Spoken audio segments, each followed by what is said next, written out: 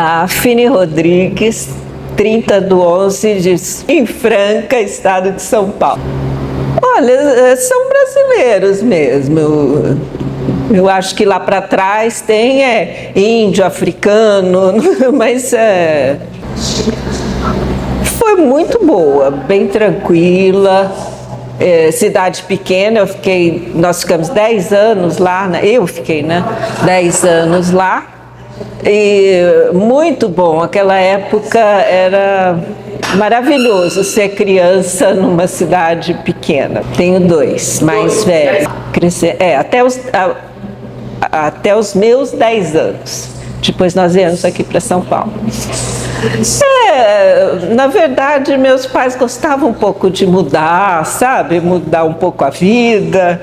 E meu pai tinha uma loja lá, mas ele estava meio cansado e resolveu mudar de atividade um pouco. E viemos para cá. Nós moramos pouco tempo na Liberdade. E depois nós moramos exatamente na Rua da Consolação, que era uma rua onde passava o bonde. Não, quer dizer, isso é o que eles me contam, né? Porque não, eu nem me lembro. Era bem tranquilo, a gente podia, ali mesmo a gente podia andar à vontade, ir para a escola tranquilamente. Muito boa aqui em São Paulo, lá também, em Franca também. Muito boa. E eu tinha no prédio onde eu morava 2 amigas que estudavam na mesma classe. Então nós éramos muito ligadas. Passeávamos, a gente podia ir para o centro da cidade, ir ao cinema. Só nós 3, tranquilamente. Ir para a casa de outras amiguinhas, ir para a sorveteria. Poxa vida, eu sinto, sabe, realmente, eu vejo essa juventude hoje tão trancada, tão fechada. Eu dou graças a Deus, sempre que eu me lembro, pela infância que eu tive, adolescência. Eu continuei estudando por ali, na Caetano de Campos, era ali na Praça da República naquela época. E depois eu fiz letras na USP. E foi uma adolescência, acho que normal. Olha, foi mais para os 20 anos e não foi tão cedo, não. Quando você conheceu o pai da Cris? Eu me casei mais tarde, né, com quase 30. E eu conheci o pai dela já com uns 27, 28 anos. Uma filha mais velha, que é a Cristina, Laís. Então, viemos aqui para Vila Mascote. Tá. Ele morava com a família dele ali, mais ou menos perto, no Brooklyn. Ali. E nós moramos ali na Vila Mascote até... Moramos um tempo ali, uns 10 anos quase ali. A Laís nasceu ali e a Cristina também, 3 anos. 3 anos. E como foi a gravidez da Cris? Foi parecida com a da Laís? Foi diferente? Como foi? Olha, eu não era assim das pessoas mais animadas a ter filho. Eu gostaria, fiquei feliz quando engravidei, mas eu não era uma pessoa assim que iria fazer um tratamento para ter filho, sabe? Não era assim. Mas a Laís foi um bebê fantástico, ela foi um bebê maravilhoso, assim, de dar inveja a qualquer mãe, porque dormia bem, não tinha nenhum problema de saúde, se desenvolvia muito bem. Então foram 3 anos assim, bem tranquilos com ela, né? E daí eu engravidei novamente, eu já tinha sofrido 2 abortos. Eu nem sabia, mas já estava ligado aí com essas questões genéticas. E aí eu engravidei novamente da Cristina. E assim, percebia certas mudanças, né? Porque a Cristina não se movimentava muito, eu não sentia a movimentação dela em mim, né? Grávida. E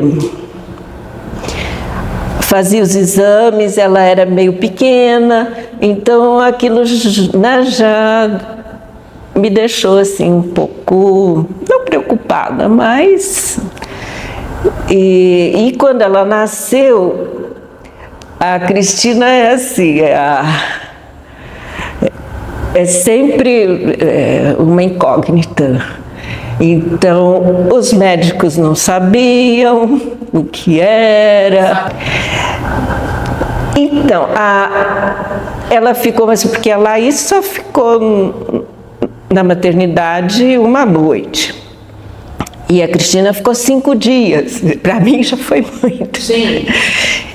E aí eles disseram, olha, ela vai precisar fazer alguns exames, nós vamos fazer uma audiometria, havia uma suspeita de uma luxação, eu precisava fazer alguns exames. Então a gente veio para casa, né, meio preocupado, e ela assim, era fraquinha para mamar, ela sugava pouco, né? Ela sugava um pouco e parece que cansava, era meio fraquinha. E logo o meu leite foi diminuindo. E aí eu precisava completar com a mamadeira e era uma confusão de bicos de mamadeira. Eu me lembro de colocar assim vários na minha frente, porque ela não conseguia sugar, era muito fechadinho. O outro mais aberto, ela se engasgava, o outro não sei o quê. Então eu ficava olhando assim, qual eu vou usar. Até achar o que fosse adequado. E às vezes mudava, né? Uma hora não dava certo, outra hora o outro. E ela chorava muito, dormia pouco, e a gente não sabia o que era, o médico não sabia o que era, foi fazer exame de urina, não dava nada. Aí demorou um pouco só lá, sei, terceiro exame, não sei, deu infecção urinária. E aí teve que tomar antibiótico, assim, bem bebezinho, acho que com um mês e pouco. E aquilo, aí ela melhorou, tal, fez exames de novo, mas voltou. Não, aí, lá, acho que foi pelo terceiro exame, não sei, deu lá um aumento grande de leucócitos, tá? Então começou o tratamento para infecção urinária, né? E aí passou, né? Mas voltou. Depois voltou. Então ela o médico receitou uma dose baixa de antibiótico, mas por um tempo mais prolongado. Então foi difícil, né? Lidar com tudo isso. Eu assim, realmente eu fiquei focada nela. E praticamente, porque eu mal conseguia dormir, era muito pouco, quando eu ia dormir ela acordava, foi bem complicadinho, né? A Daphne antiga foi sumindo nesse período, e eu também fui abandonando a Laís, que tinha só 3 anos, mas tinha, né, meu marido, tinha meus pais que moravam perto, os outros avós. Sim, né? Aí realmente veio o sentimento de culpa, não tem como em relação a Laís, né, que eu meio que abandonei, e a Laís já ia para a escolinha, que eu coloquei um pouco antes da Cristina nascer, já para ir preparando, né?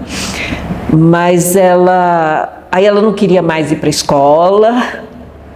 E quando ela ia, às vezes ela me perguntava assim, o que você ficou fazendo em casa? Porque agora só existe a irmã, né?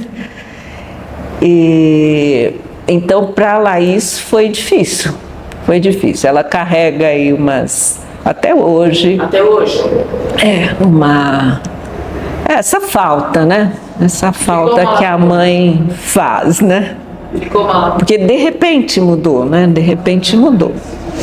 E esse processo todo, isso tudo demorou muito, porque os médicos não sabiam o que ela tinha. O pediatra, que foi o pediatra da Laís, com a Laís deu muito certo, porque a Laís era ótima, um bebê assim, modelo, mas ele achava que não, que era assim mesmo, ela só era um pouquinho atrasada. Aí eu acabei mudando de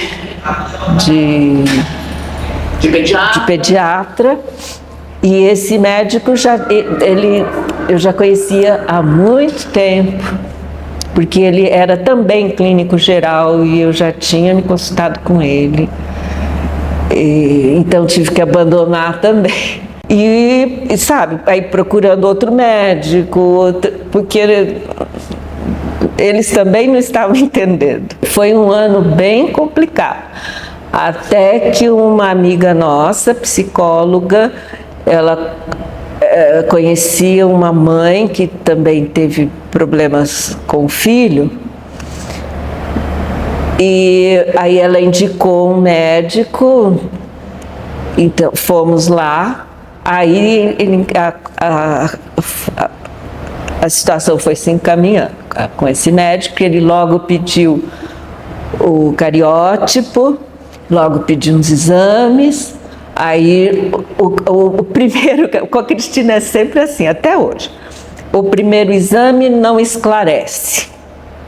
Aí precisa fazer outro exame até esclarecer. Aí deu lá uma alteração na genética. Aí, então, esse médico já encaminhou, disse, olha, ela tem que começar assim, ontem, fono e físio, é para ontem, um ano, já tinha um ano, mais ou menos. Tá. E aí fomos tomando um rumo. Ela tem uma síndrome, tem uma alteração cromossômica, né? Mas é meio rara. Então, com ela é assim, é tudo meio raro. Ela é rara. Tem nome? E síndrome de Emanuel. Tá. E chegou um nome. E aí? Então, mas não adiantou muito não, porque é uma síndrome rara. Na época, na década de 90, ainda não havia tanta informação. Então o prognóstico também, mas pelo menos já havia uma direção, né? Os tratamentos. Na época, felizmente, a gente teve condições de arcar com os tratamentos, porque era muita coisa. Hoje eu não teria condições, mas naquela época eu tinha. Foi pesado, foi muita coisa. Tivemos que ir atrás de muita coisa. Porque ele já começou logo cedo a lidar com o computador e tudo. Então, quando começou a surgir a internet, ele já começou a se interessar. E ele acabou trazendo um aparelho dos Estados Unidos, e ele foi acho que um dos primeiros. Então, em 90 e pouco, a gente já falava, já conseguiu informação, mas ele conseguiu achar um pessoal no Canadá, que também foi fantástico, foi outra luz na nossa vida. E não, era o Hunting Center. É um centro de estudos voltado para a comunicação de pessoas com dificuldade, né, de comunicação, voltados. Então nós começamos a conversar com o rapaz lá, o Tom, e eles mandaram material para nós, livro, vídeo, mandaram, e nós fomos, né? Aquilo nos ajudou demais na questão da comunicação, demais. É outra coisa assim que eu agradeço todo dia a Deus, é o Hunting Center. Foi em 95, nós entramos, porque eles já estavam se espalhando por outros países. Na Europa, eles já tinham pessoas, eram fonoaudiólogas, que trabalhavam de acordo com o método deles. Mas eles eram muito rigorosos e eles, quando a pessoa começava a trabalhar com eles, daí tinha que trabalhar só com eles e exatamente como eles determinavam, eram bem rigorosos. E eles tinham duas moças em Portugal, no Porto.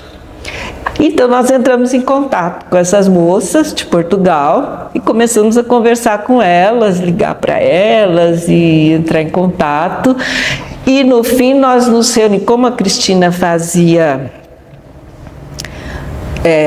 TO e as outras coisas, fono e tal, nós conseguimos com os terapeutas organizar um grupo para trazer essas portuguesas para dar um curso aqui. E conseguimos. Trouxemos as duas moças, elas deram curso para esse grupo de pais terapeutas com seus filhos e foi muito bom. Deu esse caminho foi muito bom. E ela assim, porque ela demorou para andar, demorou para falar poucas palavras, ela falava bem poucas palavras. Mas a escola era pertinho de casa, não chegava a 3 quadras. Era uma escola Waldorf e na pedagogia Waldorf ela favorece muito, né? Se dá integração dos alunos, então ela foi bem recebida lá. Essa é outra bênção. Nós tivemos muitas bênçãos na vida, essa foi outra bênção. Foi aquela escola que a recebeu muito bem, a professora foi muito carinhosa, né? E ajudou muito nessa integração. Agora a Cristina, como a Cristina é da surpresa, então ela tinha 3 anos, ela andava bem já, mas assim, tinha algumas dificuldades, não corria. Então eu fui com ela andando, né? A gente ia de mão dada e tal. Cheguei na escola e fui disposta a ficar o dia, né? O período todo ali. Então eu fui e tinha a porta da sala, assim, eu sentei num banco aqui, e a professora veio pegá-la, e eu fiquei num banco assim, pertinho da porta. A professora pegou a Cristina e foi, né, levando pela mão. A Cristina entrou na sala, Cristina, pá, bateu a porta da sala. E eu entendi que aquilo era para mim, até logo. Ela ficou nessa escola até... Ela ficou bastante, que as crianças ficavam lá até 5 anos, né? Uhum. E ela ficou até os 8, mais ou menos. Acho que quando ela fez 8. Aí ela foi para uma escola especial, passou 1 ano numa escola especial. Porque aí já começa a complicar, né? Já fica difícil. Complicar? A integração, né? Já fica difícil, porque as crianças já começam a ser alfabetizadas, é outro processo.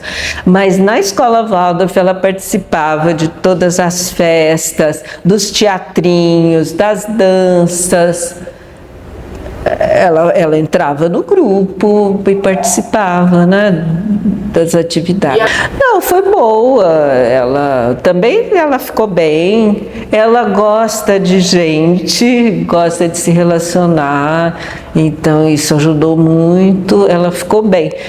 E depois desse ano, por várias questões, nós resolvemos mudar para Campinas. E ficamos 3 anos lá em Campinas. E aí foi aquela questão, e agora? Para onde vai?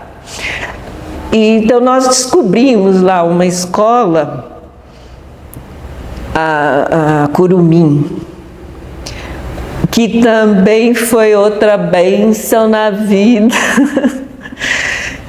Ela ficou os 3 anos lá, porque logo que nós chegamos ela já entrou, foi no meio do ano.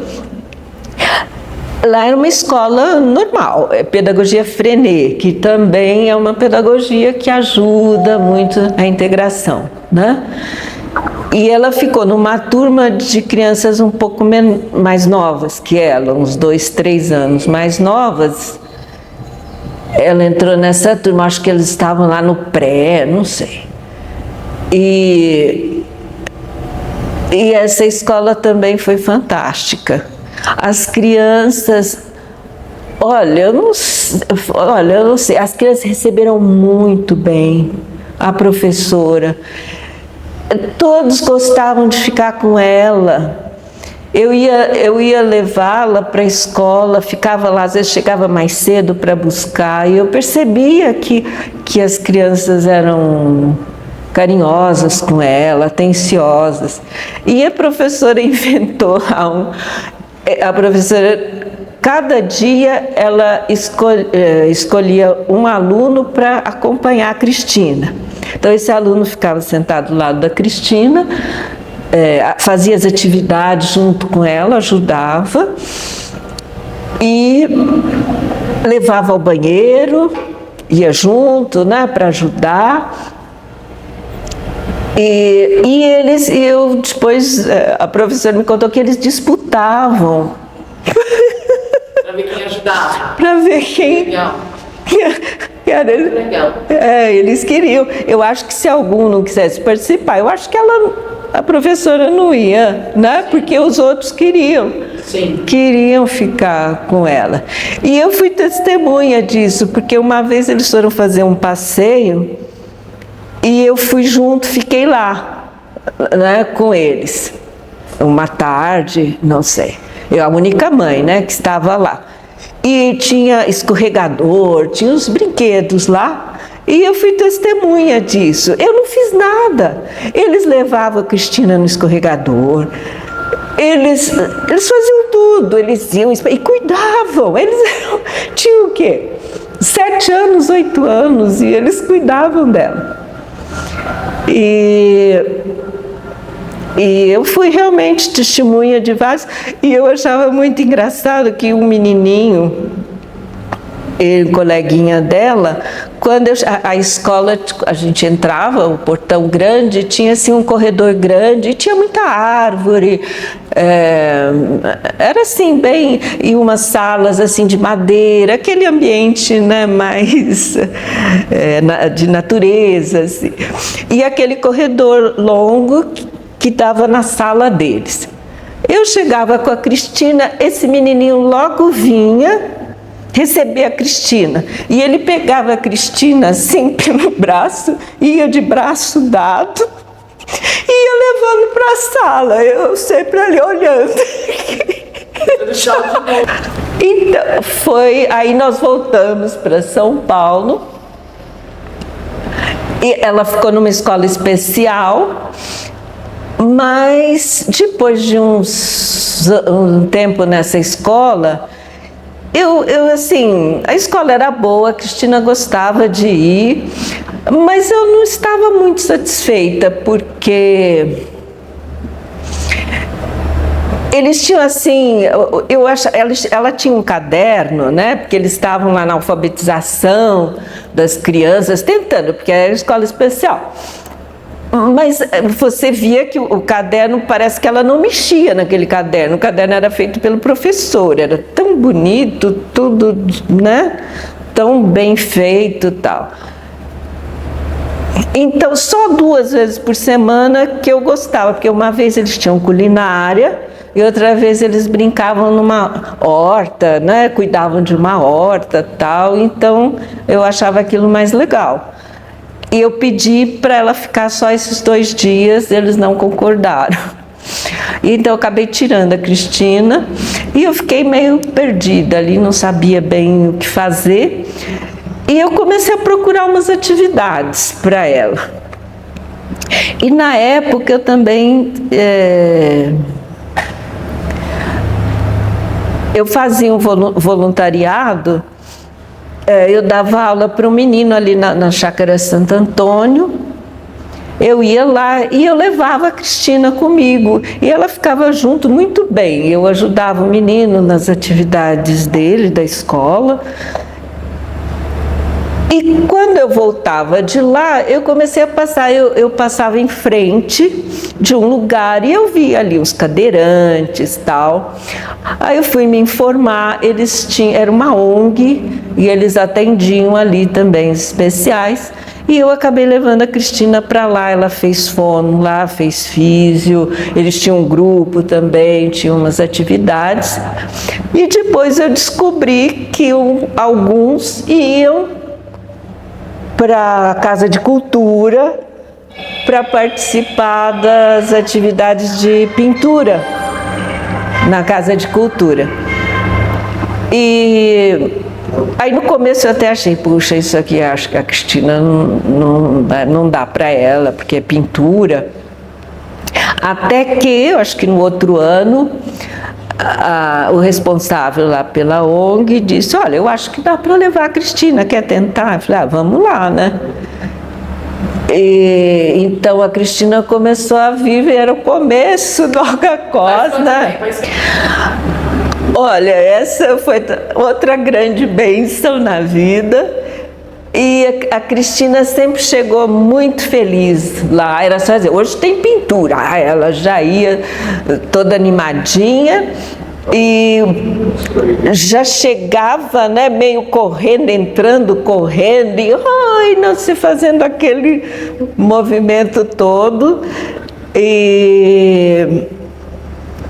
E ela se sentia muito feliz. Então eu me lembro dela assim, chegando muito feliz e sempre, né, bem ali, sempre. Foi sempre bom. Eu não tive um momento que eu achasse, puxa, né, que podia, né, não ser assim e tal. Não, perfeito, maravilhoso.